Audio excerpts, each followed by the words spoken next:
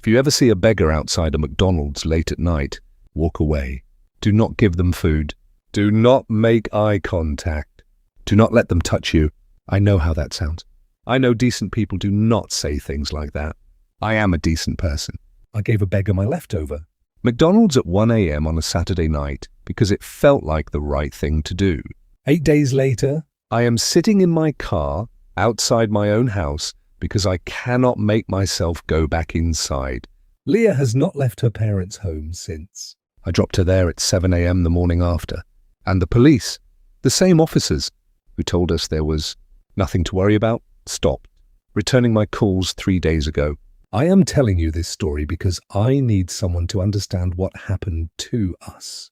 And because if you ever hear a beggar say he has not eaten for 2 years, you need to understand what he is actually telling you. My name is Jacob, 22 years old, second-year economics student. I rent a small house in the city for my studies. 2 bedrooms, a front garden with a low iron fence, a kitchen window that faces the street. I have lived there 14 months. I chose it because it was cheap and close to campus. I felt safe there. I will never feel safe anywhere again. Saturday the 14th started as the best night in months. 6 of us, university friends, had planned it for weeks. A party at a friend's apartment across the city. Music, food, drinks, the relief that comes after a brutal exam week. Leah came with me. We have been together 8 months. She lives on the other side of the city, too far to travel late at night, so she often stays at mine on weekends. That night she texted me at midnight saying she would stay over since it was so late. I told her, of course. By 1 a.m. we were ready to leave, happy and tired in that specific good way. We called a cab. On the way home, we passed a McDonald's, the big one on Hargreaves Street, open 24 hours. Leah said she was starving and I agreed completely, and we told the driver to stop. We went inside. We ordered burgers and fries and large drinks. We sat in a booth and ate and talked about nothing important. We ate about half of everything. Leah packed the rest in the paper bag. Her burger and my remaining fries, tucked it under her arm. We went outside to wait for the second cab. He was standing at the edge of the light, right at the exact boundary where the yellow glow of the McDonald's sign ended and the darkness of the pavement began. Half in the light, half not. Standing completely still, tall, extremely thin, dark matted hair hanging on both sides of his face, clothes dark and layered and old, eyes open too wide, not dramatically but enough that something in my brain said wrong before. I could identify why. He was not looking at me. He was looking at Leah. Before either of us could move, he crossed the distance between them in a way that was too fast for how thin and old he appeared and grabbed her arm with both hands. I saw his hands in the McDonald's light. The fingers were too long, the joints proportioned incorrectly. Wrong. In a way I registered before I could name. He looked up at Leah with those eyes and said in a voice that I have no accurate word for, "Please, give me something to eat. I have not eaten anything for 2 years." 2 years? Leah looked at me. I looked at her. The cab was already on its way. I thought, mentally unwell, be kind, give him the food and leave. Leah held out the paper bag. He took it with those wrong hands. He held it against his chest and looked at Leah for a long moment without looking away. Then he looked down at the bag. Our cab arrived. We got in. I looked back through the rear window. He was watching us drive away. The bag was on the ground at his feet, unopened. We were quiet in the cab. Leah was processing something. I could tell by the way she was looking at her own hands. 3 minutes from my house, she said, "Jacob, that man was not normal." I said, "I know." She said, "His hands were cold. Not cold from the night air. Cold like something that has never been warm." I did not answer that. I had been trying not to think about the hands. We reached the house.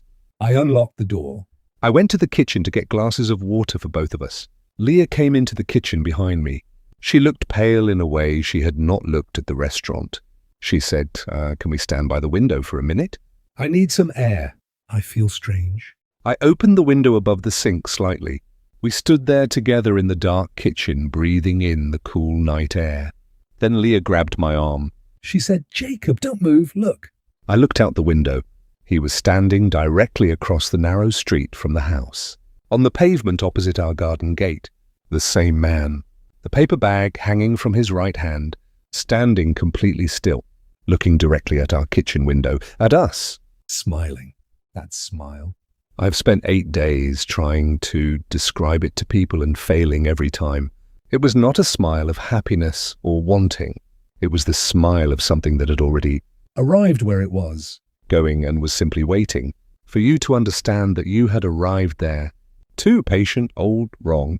Leah and I stepped back from the window simultaneously. I said, Hargreave Street is 4 miles from here. She said nothing. I said, there is no way he walked here. It is physically impossible. She said, I know. I said, it must be a different person who looks similar. She said, Jacob, it is the same person.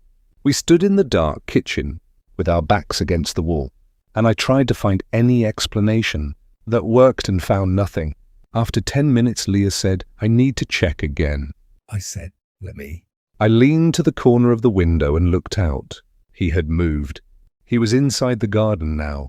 He had crossed the street and opened our gate and was standing in the middle of the small patch of grass, still completely still, still looking at the window, still smiling with that wrong smile. He had moved closer. Not right up to the house, but closer, as if taking his time, as if there was no urgency because he knew exactly how this was going to end. I pulled back from the window. I said, we're not checking again. We went to the living room. We sat together on the sofa. I held Leah's hand, and she held mine, and neither of us spoke, and the house was very quiet. 20 minutes later, I could not stop myself. I went back to the kitchen window. He was 3 feet from the glass, close enough to see every detail of his face clearly. He was eating. He had the burger from the bag in both hands, and he was chewing it in a slow, mechanical rhythm. But every time he chewed, he opened his mouth and let what was in it fall to the ground. Not swallowing, not rejecting, just chewing and dropping and chewing again, over and over. A pointless loop, from the corners of his mouth, running down his chin, dripping from his jaw onto the front of his dark layers, a liquid. Green, thick, moving slowly. I stood and watched it for longer than I should have before I could make myself look away. I went back to the living room. I told Leah. She put her face in her hands. We shut the kitchen door. We went to the bedroom. We did not turn any lights on. We sat on the bed and I tried my phone. Full signal in the bedroom. I started to dial. Then I noticed no bars. Nothing. I walked to every corner of the room. No signal anywhere. Leah tried her phone. Nothing. I tried the hallway. Nothing. I tried every room. The entire house. Completely no signal. We went back to the bedroom and shut the door and sat on the bed in the dark, and I held Leah, and she held me, and we did not look out the window, and we did not speak for a long time. At exactly 4 a.m., Leah said, I have to look one more time. I said, Leah, no. She said, Jacob, I have to. I need to see if he is still there. She went to the bedroom window before I could stop her. She stood there for 3 seconds.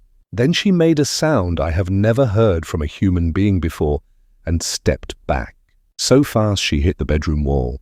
I went to the window. He was in the garden directly below the bedroom window. He had moved from the front to the side of the house. He was squatting on the garden path looking up at us, looking directly at us, maintaining perfect eye contact. And he was defecating, squatting on our garden path, looking up at our window and laughing. Not a human laugh, a sound that had learned what laughter was supposed to sound like and reproduced it incorrectly. The wrong rhythm, the wrong tone, the wrong feeling underneath it, while maintaining eye contact, while the green liquid ran down his chin. While he laughed, I pulled Leah away from the window and we went to the bathroom in the center of the house, with no external windows, and I tried my phone again. 1 bar, I called the police. Connected on the 3rd attempt. I told them the address. I told them there was a man in our garden. The operator told me to stay inside and that officers were coming. The doorbell rang. Once, twice, 3 times. Then one long, sustained ring that did not stop. That continued uninterrupted for what felt like 3 minutes. The sound of a finger pressed against the button by something. that was not thinking about what it was doing, just pressing, just ringing, just being there on the other side of our door. Then it stopped. Complete silence. We waited in the bathroom for 15 minutes. Then Leah said, "Check the bedroom window." I said, "Leah." She said, "Please, Jacob, I need to know if he has gone." I went to the bedroom window. He was standing directly outside it, his face against the glass. 6 inches from me with only the window between us. Not looking at me this time, looking at Leah in the bathroom doorway behind me. And on the outside of the glass, written in green liquid in careful, deliberate letters, "I want more food." And below it, "But this time human meat," Leah screamed. I grabbed her and we went back to the bathroom and I called the police again immediately. The call connected. I told them he was right outside the window. I told them what was written on the glass. The operator told me officers were already on their way. 2 officers arrived at 6:12 a.m. They checked the garden, the front, the side path, the street. Nobody. 1 officer came to the bedroom window and looked at the glass. Clean, nothing written. No liquid, no trace. He looked at me with that expression. The 2nd officer was already writing in his notepad. They stayed for 30 minutes. They filed a report. They asked us to come with them to Hargreaves Street to look for the man. We drove to the McDonald's in the back of the police car at 6:30 in the morning. The McDonald's was completely normal. Open, bright, 3 staff members on the early shift. 2 customers eating alone. Tables clean. Floors clean. The specific ordinary smell of a fast food restaurant in the morning. No sign of the man anywhere. Not inside. Not on the pavement outside. Not anywhere on the street. 1 officer showed the staff a basic description. None of them had seen anyone matching it during the night shift. The officers drove us back to the house. They told us to call if anything else happened.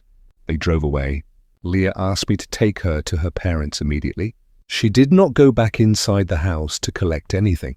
She sat in the passenger seat of my car in the clothes she had worn to the party, and she did not look at the house as I drove away. I dropped her at her parents' home at 7:15 a.m. She has not left there since. I went back to the house because I had nowhere else to go, and I am a practical person, and I believe in explanations. Monday morning. Opening the kitchen cabinet for a bowl, the McDonald's paper bag was on the shelf. The bag Leah had handed to him outside the restaurant. The bag I had watched him take. The bag that had been on the ground at his feet when we drove away. It was sitting on my kitchen shelf. I took it down slowly. I opened it. Inside, Leah's burger and my fries, wrapped exactly as she had wrapped them. Completely untouched. Still warm. Underneath the food, a folded piece of paper. I opened it. A date written in green ink. 2 years ago to the exact day. I searched the date with Hargreaves Street on my phone. 3rd result. Local news. 2 years old. Homeless man found dead on the pavement outside a McDonald's on Hargreaves Street. Cause of death, starvation. Severe malnutrition. Article said he had been in the area for several months. Multiple witnesses reported seeing him attempt to eat food regularly but being unable to keep any of it down. The article said he had told several people in the weeks before his death that he had not been able to eat for 2 years. The photograph in the article. I looked at it for a very long time. I put my phone face down on the counter. A text arrived. Unknown number. You gave me food, but it goes straight through me. It always does. It has for 2 years. But you, Jacob, you and Leah, you won't. I have not left this house since Monday. Last night at 3 a.m. I woke to a sound from the kitchen. The slow, wet rhythm of someone chewing. And spitting it back out. I lay in my bed in the dark and I listened to it for 40 minutes before it stopped. This morning I came downstairs. The McDonald's bag was open on the counter. The food was half eaten. I live alone. On the kitchen window. Fresh, still wet. I am still hungry. And tonight, I will not knock.